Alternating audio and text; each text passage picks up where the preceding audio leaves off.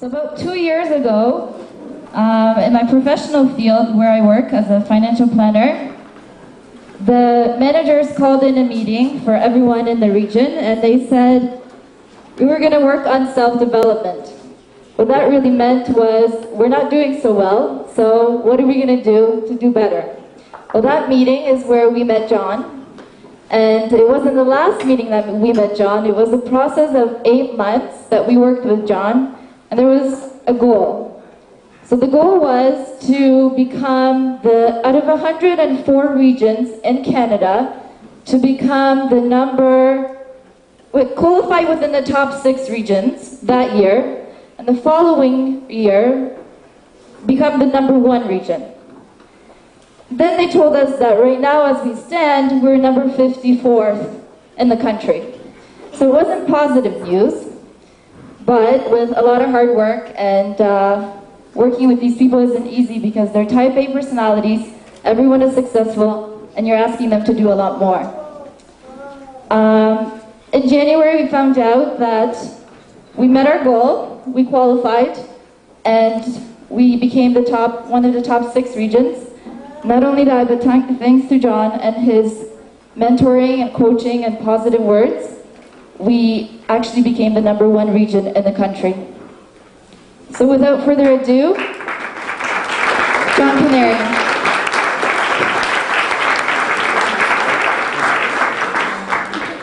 I believe this is on.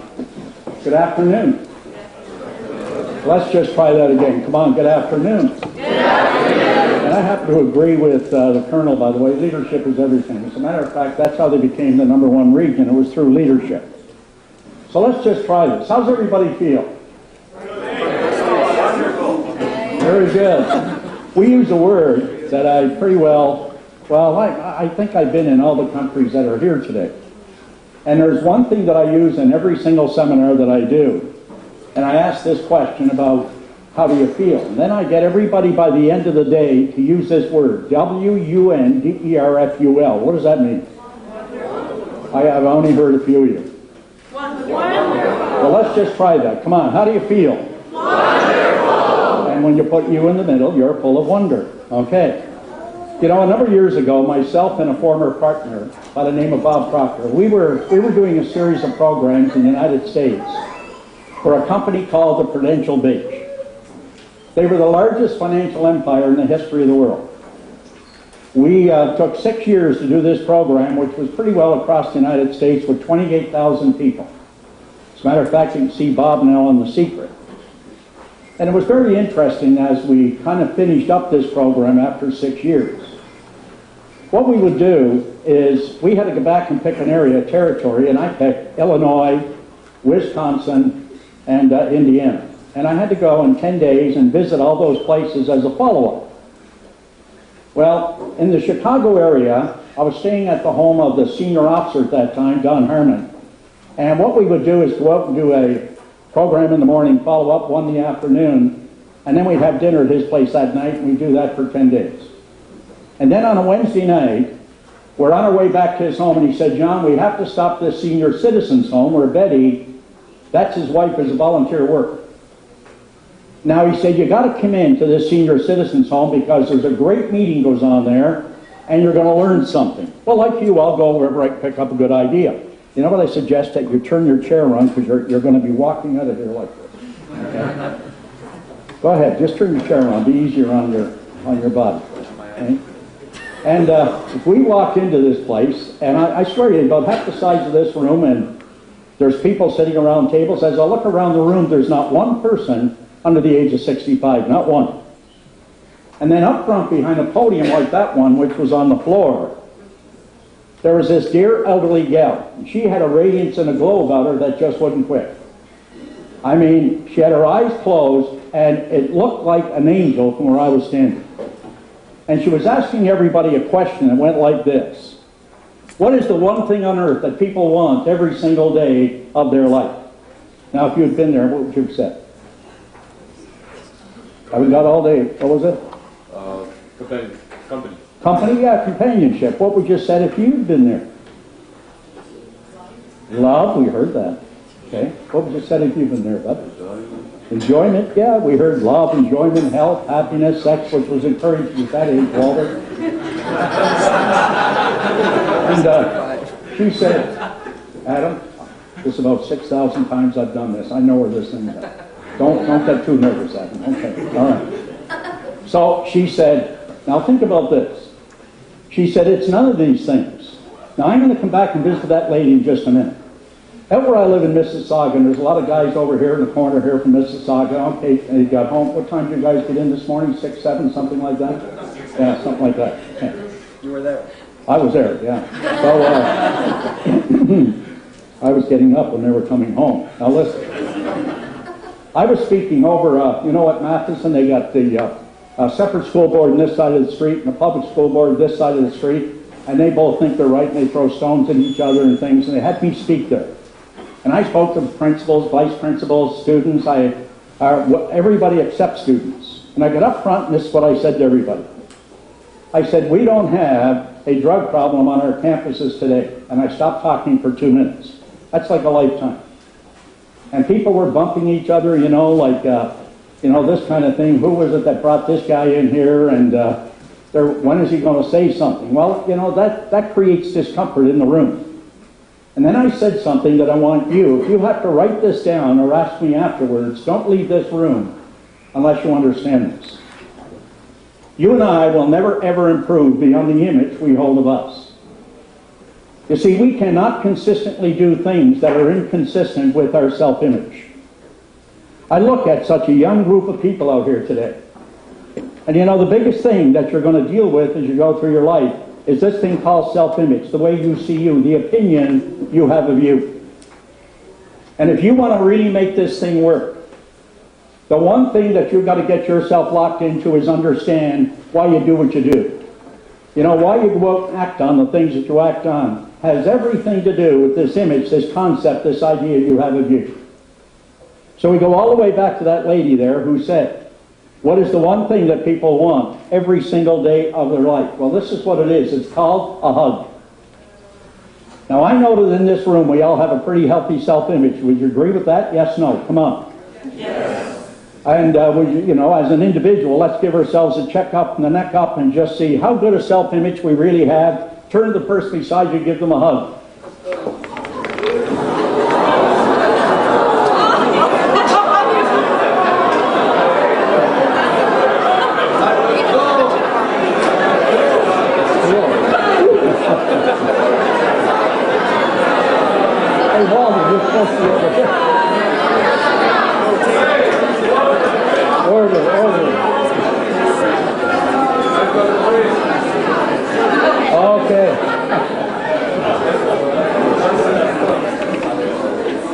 Okay. Now, you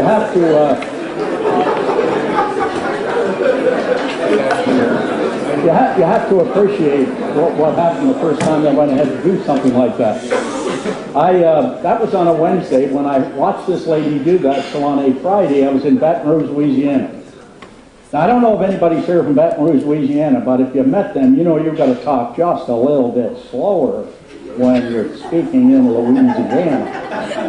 And this guy come up to the room and he said, Kanary, can you do me a favor? I said, sure. He said, well, what is it? Can you do the hug thing just once more? I said, but why? He said, I want to change positions. And you want to see yourself like if you're in a strange room, you know, when I say turn to the person beside you, give them a hug.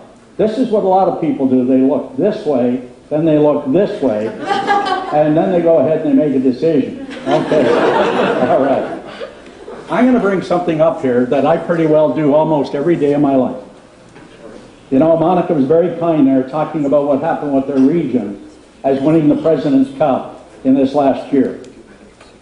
And you know, just the 2 years before that, a company or one of the regions in her company won the President's Cup for the second time.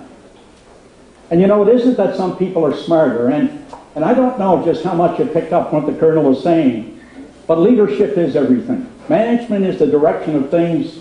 Leadership is the development of people. And when I take and I put that R on a flip chart and overhead or on a screen like this almost every day of my life, whether here or another country, when I had offices in Singapore, down in Australia, and I know there's people here from Australia, but I've had so much fun doing this. You may take that R and let it represent responsibility for some of you.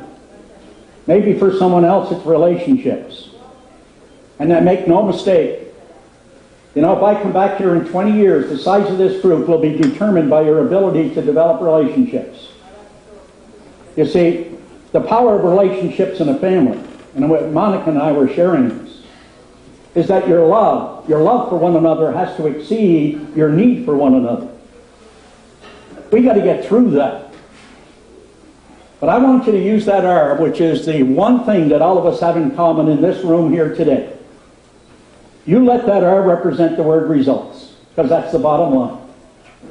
You see, there was a day when we got paid for, maybe our education or our degrees or whatever it is. Not anymore. In today's society, the world you live in, it's all about results. Come up with the results, you can have anything you want. Doesn't matter how smart, how bright, who you know. Today, it's the results-based economy that we live in today. So when I look at the area called results, and I only have a little bit of time, it takes me 4 days to do a program actually. But when you take a look at the results here, I want you to examine each area here. Let's look at the first one called health, how well you're doing with that. See, people come to me and they say, hold on a minute, Kanary, I thought you were going to talk about improving the quality of our production, our life, whatever. What's that got to do with health? You see, if you look at the word choice, like if you look at I guess you could say our greatest power is our ability to choose.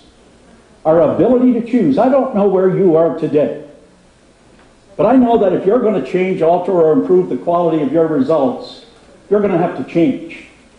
And guess what? Change is impossible without motivation. You've got to have something worthy to change for. Something that's remarkably special to you. So when we look at this word called health, on a scale of 1 to 10, how well are you doing? How well are you doing? I'm not talking about now, I got here late today because I had to wait for all the runners. And some of those people are in excellent condition, but you don't have to be a marathoner to be in good shape. If you smoke, quit. You see, quit for the same reason you started, that growing up. I mean, get over that. It's a pretty important thing. Get a little bit of sleep. I know you come when you celebrate here, that's a little different. And no lack of food, that's for sure. But try, just live a little healthier, because it has something to do with your moods, and your moods motivate your choices. See, we sometimes make choices out of our mood rather than out of our values. Then the next one we look at is called happiness. How well are you doing in that department? I hear people say, I'm going to be happy when this happens. Or when she changes or he changes, I'm going to be happy. Listen, happiness is a decision. I remember I was working in Kuala Lumpur, Malaysia, and when I had a day off, I go running around this park. And as I came close to the end of the run there, little walk run, I see these people and they're doing Tai Chi. Well, it gets my attention because while some like golf, I love martial arts. That's my passion. So I'm there and I'm watching them do this, and at the end of it, they all sit down in the grass there, and the sensei, the leader of the group, said something like this. He said, today, we're going to do something called wisdom bits. And he said, I have a question. What needs to happen for you to be happy today? And he looks at this lady over here on this side here, and she said, peace on earth. He said, you'll have a lot of unhappy days. In other words, how do you determine what's going to make you happy? And then, he goes to a gentleman in the middle there. How about you, sir? He said, people will like and respect me a little more. He said, you'll have more unhappy days than her. And then he said something I never forgot. He said, nothing needs to happen except you must decide to be. I was sharing with Monika, this week here is what I call my Roots and Wings week, where we bring in 50 kids from GTA, in other words, the surrounding area of Toronto, into Toronto University, Arundel, over around Mississauga, as you guys would know.